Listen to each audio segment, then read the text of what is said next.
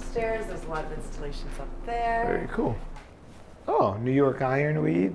This is the whole concept. So why is VR such a potentially game-changing tool to use in getting people aware of what's actually happening on our planet now?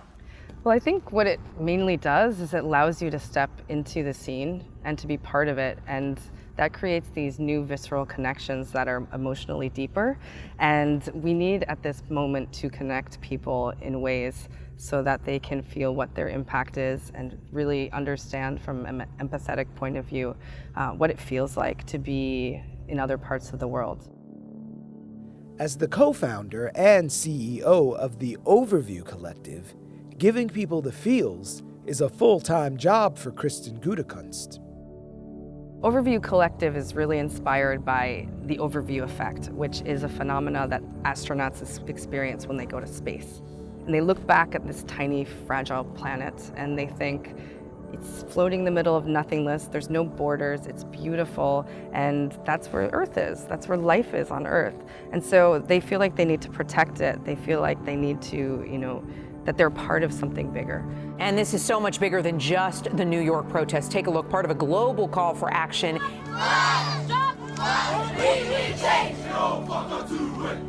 There's a lot of inequalities in how climate change is affecting different populations around the Earth. And so what we're trying to do is to create many entry points in fun and engaging ways. And so we're experimenting with virtual reality, with immersive escape rooms. So if we can start them down that path with fun and with entertainment, then we can hopefully create this great movement around it.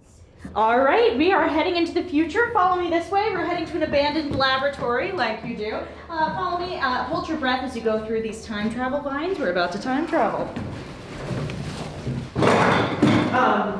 Welcome to Clue Chase. I'm Smuggles, longest surviving intern. Good to meet you. Okay. So welcome to the lab. We are currently in Governor's Island in the year 2053. Currently, this is the only place that is above sea level in New York City. So good thing you ended up here. This station has time travel capabilities and can possibly reverse the damage to the climate. I just need you to finish my prototypes before the lab runs out of power. And if you can complete them, the lab is programmed to immediately deploy them to 2019, and that will hopefully ensure a better future. Our time is limited, as the battery power from that bike can only power a small charge, so hop on. Good luck and Godspeed. Can I get off? Okay. Where do I start? It's powered up.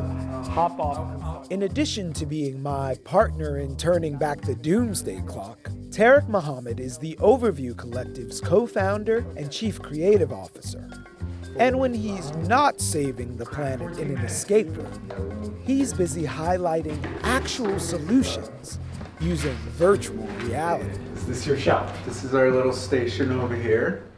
So the Billion Oyster Project is an amazing initiative here in the New York Harbor, and it's a great group that is committed to restoring the harbor with oysters in order to help clean the harbor. So essentially we went on a VR journey with them and try to capture what the volunteers will do. And here, why don't you check it out? I'll just shut up. And no spoilers. It went away, but I saw it. It's down here somewhere. Okay, so now use the trigger. The oyster has always been the keystone species of this harbor. In the 1600s, when the first Dutch explorers came here and had documented the area, they documented 220,000 acres of oyster reef and quite a biodiverse habitat. One thing about VR is that it's a more intimate experience, so it's just you and the experience. And so I think that really helps to engage people a little bit further on a more emotional level as well. Guys, so you see the pointer moving? Okay, where is it? And that's essentially what we're trying to do at the Overview Collective, is figure out ways to bring these complex issues into more engageable, digestible ways. Wait, I want to see it. What did it feel like? What did you think? It's wonderful. So are we going to be able to technology our way out of these effects that we're seeing immediately of climate change and into the future? There has to be a realistic standpoint that we have really crossed many thresholds that we thought we weren't going to cross sooner.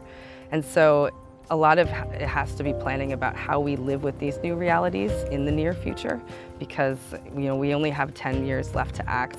We've already gone faster than we thought we would. So we have to, in places, urban centers like this, start to really realize how are we going to already plan for it while trying to take drastic measures to have a systemic change.